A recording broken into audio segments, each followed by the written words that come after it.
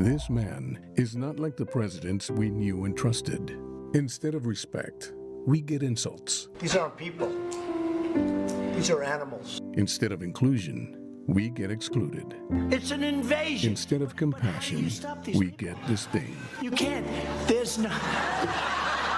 This man is not making America great again, especially for Latinos, because the president considers us second-class citizens. It's an invasion. That's a new ad making an appeal for Latino voters by using Trump's own words against him regarding both immigrants and Hispanics. The Lincoln Project, it cut that ad. They're a group of actually big-name Republican strategists and operatives who are now going all in for Biden because they're totally fed up with Trump. Now, despite the president's crackdown on immigrants and his inflammatory rhetoric about them, he's actually gained ground with them. I'm talking about Latino voters from 4 years ago. He won only 28% of the population in 2016, according to exit polls. But today, national polls have him in the 30s with that demographic.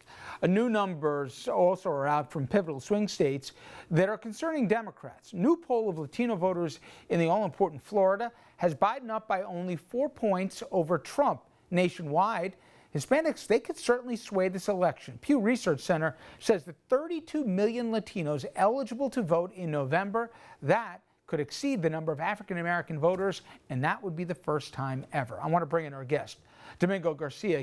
The national president of the League of United Latin American Citizens. He's kind enough to give us a few minutes. And Domingo, first of all, there's not some monolith here. When they say Latino voters, you talk to, as I understand, a Cuban voter down in Florida, much different both concerns and issues than somebody, let's say, that emigrated to this country from Mexico that could be in Texas or whatever else. So that's part of the problem, isn't it? This idea that, one message for one group.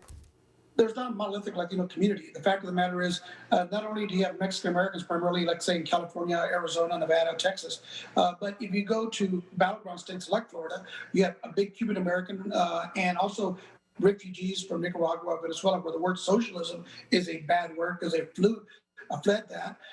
But you also have a large Puerto Rican community like in Orlando, Florida, that's much more progressive and cares about other issues like what's happening to the economy of Florida with Disney World and Universal Studios being closed down and a lot of them being employed in that entertainment sector. Domingo, do you think the problems that we talk about are real for Joe Biden with the Latino population? Is it exaggerated? And if he does have a problem, is it because Trump's doing something right, or he's not addressing this population as much as he should? I think Biden's taken the Latino vote for granted. He thinks that we're just going to vote against Trump. But the fact of the matter is you got to give them something to vote for. You got to give them an economic message. COVID-19 has impacted the Latino community in a very destructive manner. In Texas, for example, over 55% of the people who have been hospitalized have been Latinos, even though we're only 40% of the population. And therefore, they need to talk about that, the impact on the economy. A lot of mom and pop shops on Main Street are hurting, and they didn't get any help like the guys on Wall Street. So those are things that Biden needs to talk to. It can't just be, I'm against Trump, and that's enough. You have to have a message of hope and of economic opportunity.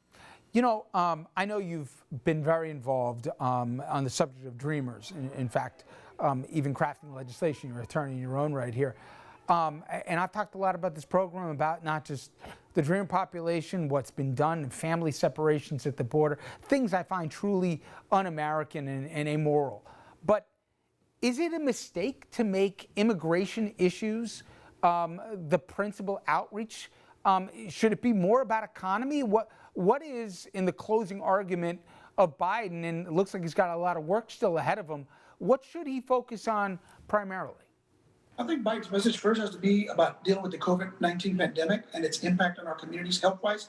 That means making sure that we have health care. Latinos have the largest number of people that don't have insurance. And therefore, what are you going to do that? Are you going to improve Obamacare? Are you going to have Medicaid for all? What are you going to do? And Biden hasn't been clear about that. And we got to have that kind of clear message on that. Second, what are you going to do to stimulate the economy? Get people working again. Get them off the unemployment rolls. That is very important. Education. That is the way that every immigrant group, whether they're Irish, Italians, or Latinos now, have moved up the economic ladder. How are you going to provide education opportunities and college opportunities so they don't get indebted for hundreds of thousands of dollars or thousands of dollars when they go to college if they choose to do so. So those are things I think that are important to the Latino community, immigration being fourth. I still have trouble, if I was a Latino voter, the way this president has talked, Mexicans are all rapists and murderers. I mean, the ugliness that he has spoken about people that have come to this country from south of the border or from Central America, et cetera. I don't see how you can vote for him in good conscience the way that you know he thinks about you. What's his appeal that I'm missing? I think Biden is his problem is getting the Latino vote out. I think he will get the majority of Latino votes in, let's say, Arizona, Nevada, California, Texas. Florida, because of the Cubans and some of the refugees coming, fleeing Venezuela, for example, it's difficult. But don't underestimate Trump's appeal on social issues. A lot of Latinos are socially conservative by nature. A lot of them are Catholic and evangelicals, and they support pro-life positions, which there's conflict between Biden and Trump on that, as well as the law and order issues that also have impacted primarily Latino men.